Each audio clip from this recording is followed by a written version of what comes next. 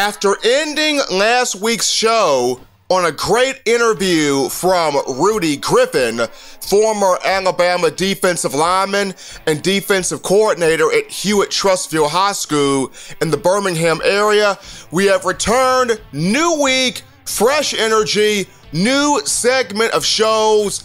It's in my own words, the podcast, Touchdown Alabama Magazine, with your man, Stephen M. Smith, as I continue the off-season summer conversation of top five. We're ranking the top five players at each position in Alabama history under the Nick Saban era. If you are new to this topic, check out Touchdown Alabama Magazine YouTube channel. Subscribe to the channel, like the podcast, leave comments, thoughts, concerns, even comment with your own list of the top five in the Nick Saban era. We've previously touched on offensive linemen, safeties, cornerbacks, but for this edition, we go to the big boys on the defensive front, defensive linemen. And the theme for this show is going to be recruiting classes. Alabama fans already excited about this 2019 bunch. The coaching staff doing an unbelievable job on the recruiting trail, and should the Crimson Tide sign the 27 guys it wants to in making this a top-ranked group remains to be seen. But for this edition of In My Own Words, we put the microscope on the 2008, 2013, and 2015 classes. And to start this off at number 5, we're going with Daron Payne, who played from 2015 to 2017, a 3-year starter at defensive tackle. Daron Payne at 6'2", 308 pounds, coming from Shades Valley High School in the Birmingham area. Another one of those guys where it came down to Alabama and Auburn in his recruiting process. Payne giving Nick Saban, the University of Alabama, the thumbs up. Came in a class that had the likes of Damian Harris, Calvin Ridley, Minka Fitzpatrick, Ronnie Harrison, Deontay Thompson, a litany of offensive linemen, and also Blake Barnett, who started off at Alabama at quarterback, would transfer to Arizona State, and is now at South Florida, but was a part of that 2015 class. By his junior year, Payne led the team in bench press, power clean, and squats. He was one of those guys coming into that long lineage of defensive linemen that it wasn't the fact that Daron Payne was just big, but he was also highly athletic. More than just an immovable object, he had the ability to finesse with his feet, exceptional footwork, strong hands, get into the backfield, create havoc, create tackles for loss. In his career, 102 tackles, including 53 in the 2017 season, which was a career high. He also had 8 quarterback hurries that year, 3 pass breakups, 1 interception, and a touchdown reception against Clemson in the college football playoff semifinal game for 2018 at that Sugar Bowl off the 2017 season. Daron Payne was actually a freshman All-American in 2015, made a big impact that year, 13 tackles, first team All-SEC in 2017, was the co-MVP of a 2018 Sugar Bowl, was the co-MVP of a 2018 National Championship game, especially in the second half, getting to Jake Fromm, Georgia quarterback, and helping the Crimson Tide earn a 26-23 win, helping Nick Saban get his 5th national championship at Alabama and the program's 17th. In its history, Daron Payne was selected in the first round, 13th overall pick of this year's draft to the Washington Redskins, and that organization very happy to have that young man stop the run, create havoc in the backfield. At number 5 on this list, give me Daron Payne. Moving to my number 4 guy, and here is someone who won the hearts of Crimson Tide fans over, and he did this while tipping the scale at nearly 400 pounds. We're talking Terrence Mount Cody, who played from 2008 to 2009, came in after a strong junior college career at Mississippi Gulf Coast Community College. The thing about Terrence Cody was, big guy, quick feet, and he knew what his job was. He was not a pass rusher, was not a three-down player. But when he was in the game, he knew my job is to make 2 and 3 offensive linemen defend me. My job was to be that unmovable object in the middle of the defense, to where the moment that ball is snapped, I'm taking up 2 and 3 blocks, allowing my defensive ends, my linebackers to make tackles, my defensive ends, my linebackers to attack the quarterback, and when I can, dissect the flow of the ball, create plays. And that's exactly what Cody did. Immediate impact his first year there at Alabama in 2008. For his career, 52 tackles. Despite his size, 10 and a half career tackles for loss, had 6 of those in 2009, 5 quarterback hurries. Everybody will forever remember the 2009 Rocky Block. I remember when Florida in 2008 had a blocked field goal, and they rolled that by the fingernail into the SEC championship game against Alabama, where they beat the Crimson Tide, and they got to the national championship game. The same thing happened in 2009. Daniel Lincoln, 2 opportunities to make a field goal against Alabama, and Bryant Denny, Lane Kiffin, the coach at that time for the Volunteers, big number 62, gets his hands up there, blocks 2 Daniel Lincoln field goals, preserving a 12-10 Alabama victory. Crimson Tide rolled that by the fingernail to the SEC championship against Florida, getting the win over the Gators, 32-13. I mean, they took that momentum into the national championship game, defeating the Texas Longhorns by the score of 37-21. Terrence Cody, unanimous All-American, first team All-SEC in 2008 and 2009, BCS national champion, SEC champion that 09 season. Terrence Cody was drafted 2010 NFL venue, 2nd round, 57th overall pick to the Baltimore Ravens, was a part of a Super Bowl team, Super Bowl championship team in 2012 as the Ravens defeated the San Francisco 49ers 34-31. Cody currently not in the National Football League, but my number 4 guy when you talk defensive lineman under Nick Saban, knew his role, played it well, and won his way into the hearts of Alabama fans. Checking in at number 3, I told you we got a theme going on here. First guy was from the 2015 class, second guy was from the 2008 class, third guy from the 2013 class. One of the biggest beneficiaries of this class, just a physical freak.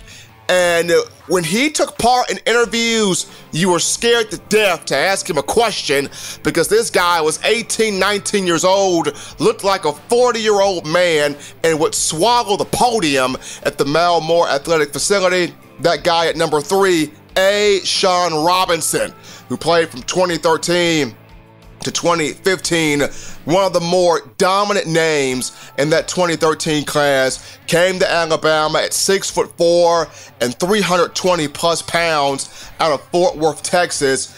I mean, my goodness, for his career, we're looking at 133 tackles, 49 of those in 2014.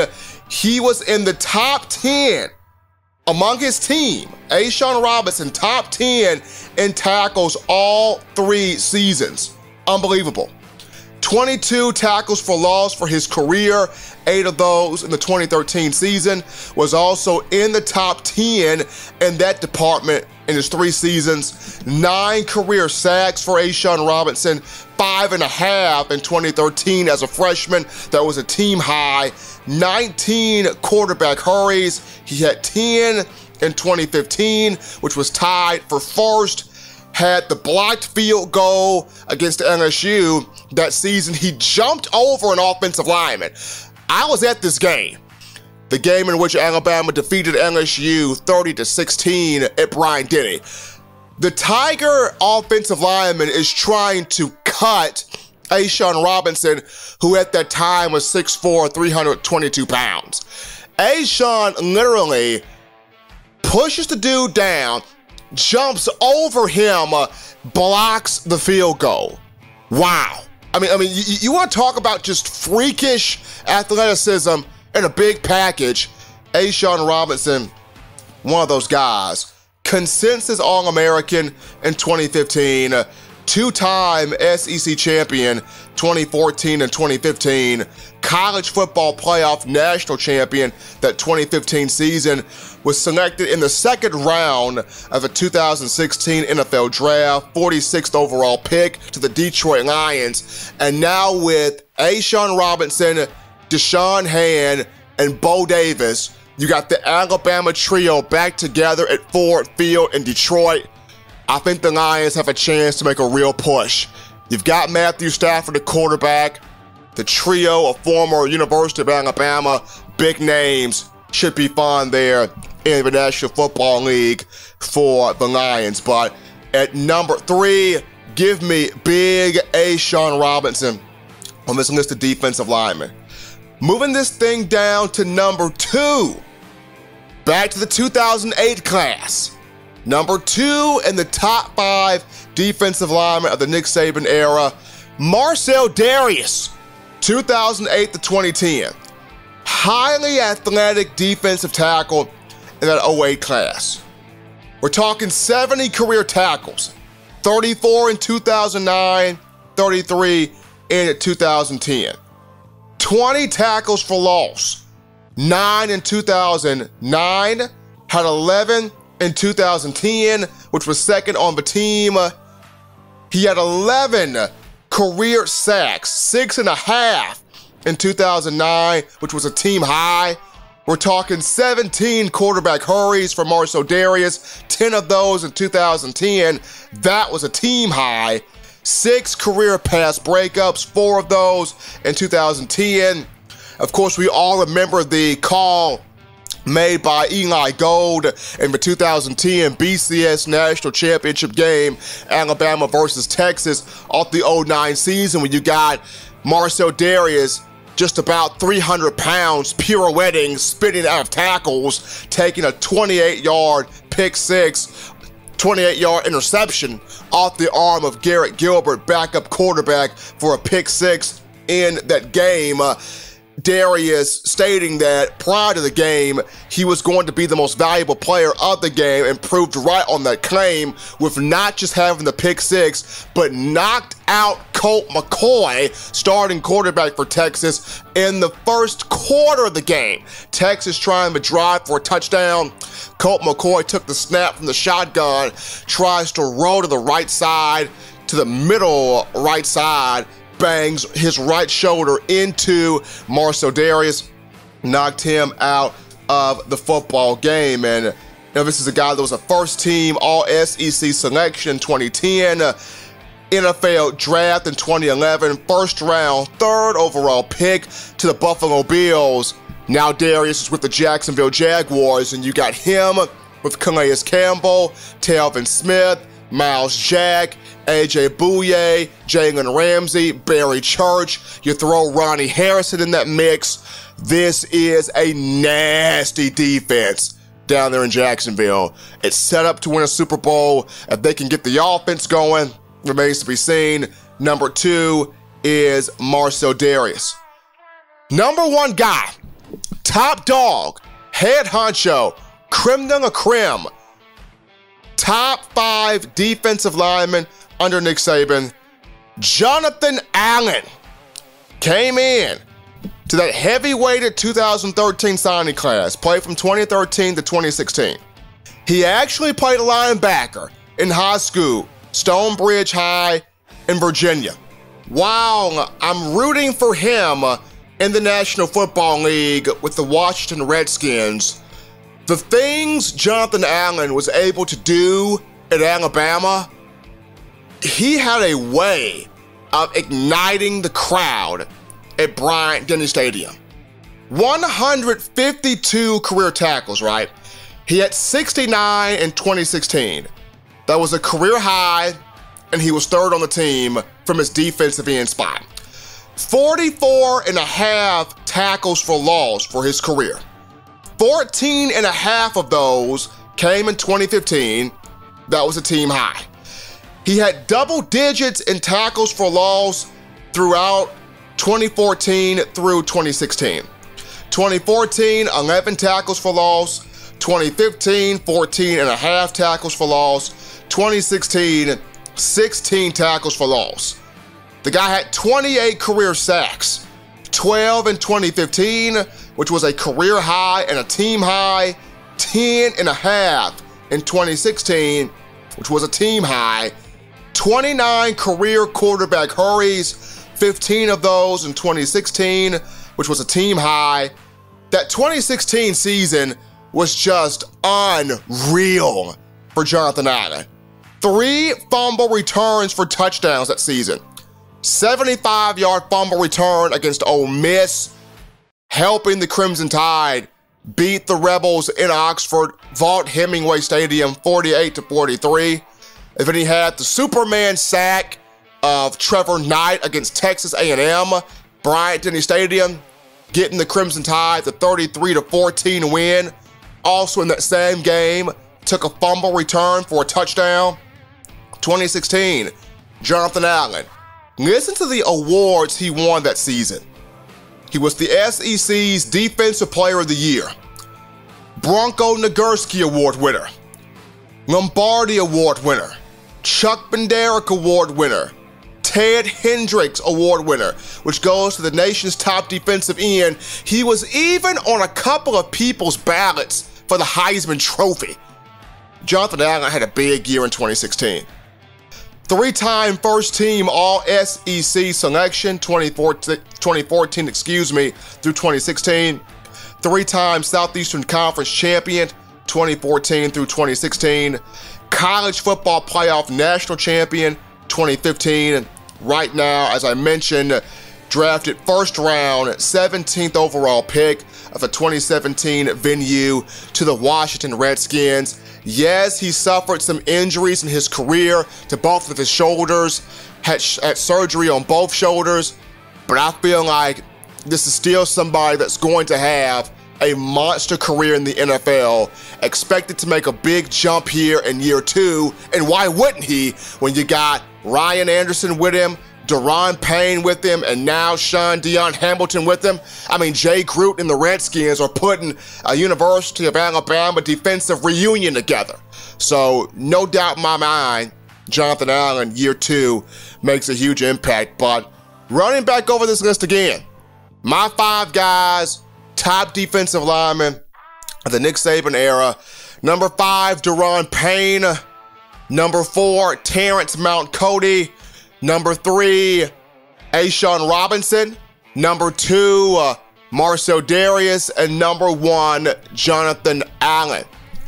We go to a break here on In My Own Words, the podcast. Upon our return, we'll sit down with one of my good friends, Mark Passwaters, who covers Texas A&M for AggieYale.com, part of the Rivals Network.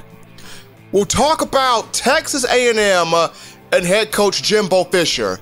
What are the expectations in Aggieland College Station? And is this the team? And could this be the coach that could push, challenge Alabama and Nick Saban in the years to come? We'll sit down with Mark Passwaters on the other side of the break. You're listening to In My Own Words. We'll be right back. It's your boy, Stephen M. Smith, host of In My Own Words, the podcast. If you are a fan of this show, then I encourage you to subscribe to the Touchdown Alabama Magazine YouTube channel. Also follow the brand on Facebook, Twitter, and other forms of social media as we continue to bring you the best in Alabama football and Crimson Tide athletics.